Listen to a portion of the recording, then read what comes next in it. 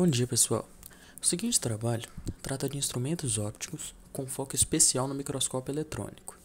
Este trabalho foi realizado pelos alunos Arthur Vieira, Guilherme Tomé, Pedro Coelho e Vitória Santos, da turma de segundo ano de Meio Ambiente. De modo geral, o microscópio é um instrumento óptico que possui a capacidade de ampliar imagens de objetos pequenos a fim de observar sistemas não perceptíveis a olho nu. Inicialmente, falaremos um pouco da história do microscópio. A princípio, temos as lentes, que são os constituintes básicos deste objeto. Não se sabe ao certo quando as lentes foram criadas ou descobertas, mas sabe-se que aproximadamente no ano de 721 a.C., elas já estariam sendo usadas. O primeiro microscópio foi criado em 1590, na Holanda, por Zacharias Janssen e seu pai Hans. Ambos eram fabricantes de óculos, que certo dia organizaram diversas lentes em um tubo e observaram um aumento significativo em comparação às lupas e lunetas que eram utilizadas na época. Mas neste momento, o objeto não foi utilizado com o fim que conhecemos hoje.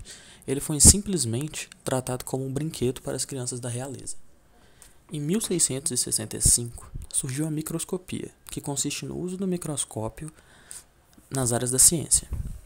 Dando início a esse termo, o inglês Robert Hooke detalhou em um livro o estudo microscópico sobre as pulgas e cortiças.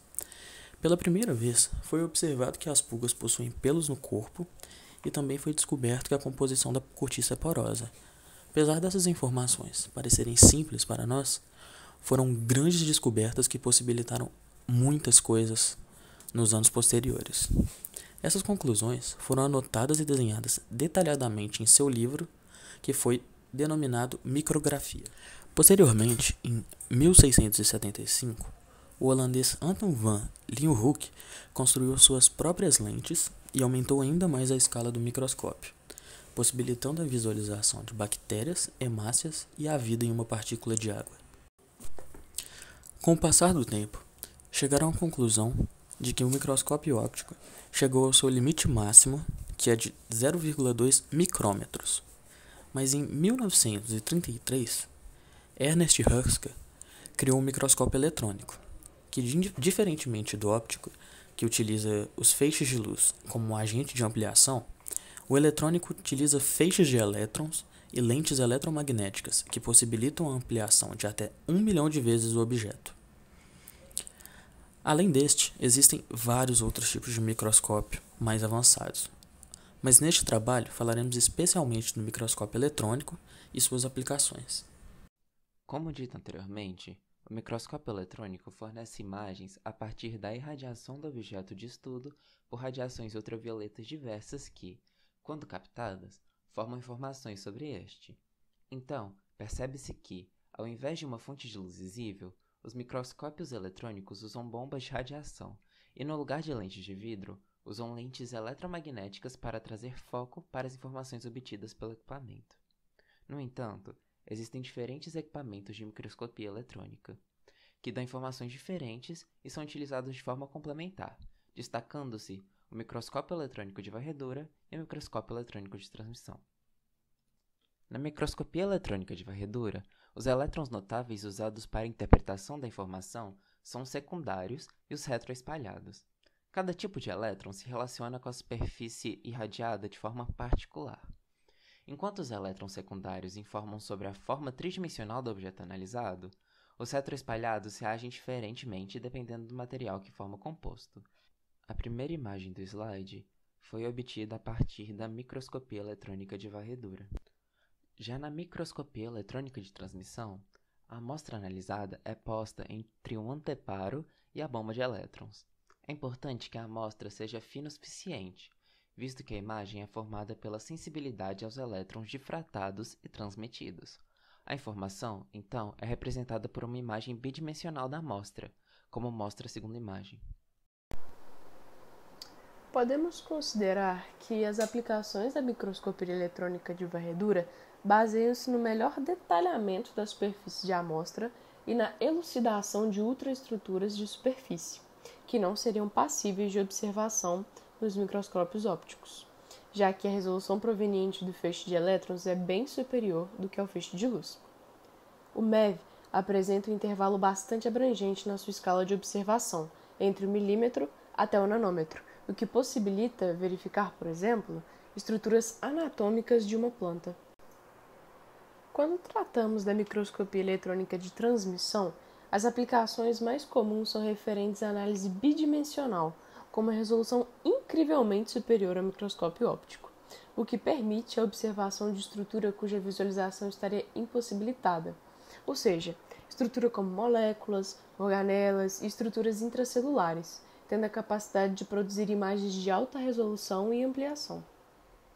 Para elucidar e trazer imagens de como seriam essas aplicações práticas do microscópio eletrônico, eu trouxe aqui essas duas representações, sendo a primeira a seção transversal das folhas de botão de ouro, referente à microscopia eletrônica de varredura, e ela foi tirada de um artigo que se trata sobre o estudo anatômico das folhas de algumas espécies de plantas daninhas de grande ocorrência aqui no Brasil. Já a segunda imagem, ela traz para a gente uma estrutura intracelular, conhecida como HADSC, que foi captada pelo microscópio eletrônico de transmissão.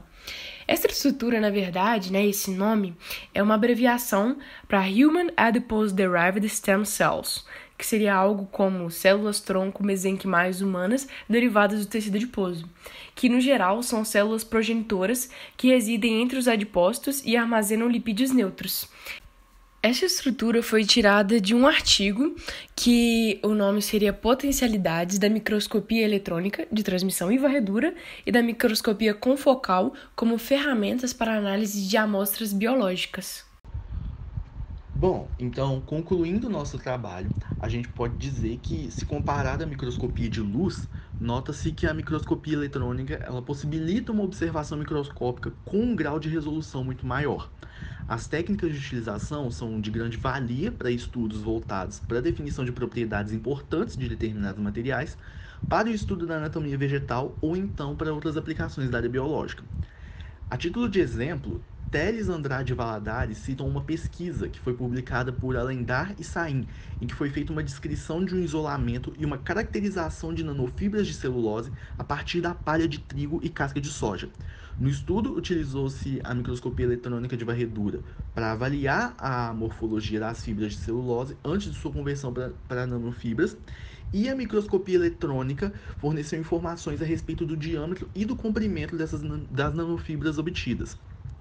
No campo biológico, o emprego do microscópio eletrônico de transmissão, por exemplo, é bastante difundido no estudo de materiais biológicos, pois permite a definição de imagens intracelulares, permitindo estudos de morfologia celular, aspectos gerais das organelas e também da interação de parasitas com as células.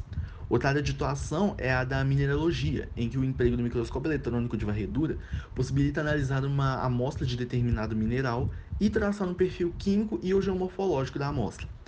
Então, dessa forma, fica evidente a importância da criação e do aperfeiçoamento dos microscópios eletrônicos ao longo dos anos, que, com base nos exemplos citados também, permitiu a observação de estruturas cada vez menores e contribuiu significativamente para o desenvolvimento de estudos e análise das mais variadas esferas de conhecimento. E, por fim, essas são as referências que foram utilizadas para a síntese do nosso trabalho. Eu espero que vocês todos tenham gostado e tenham um bom dia.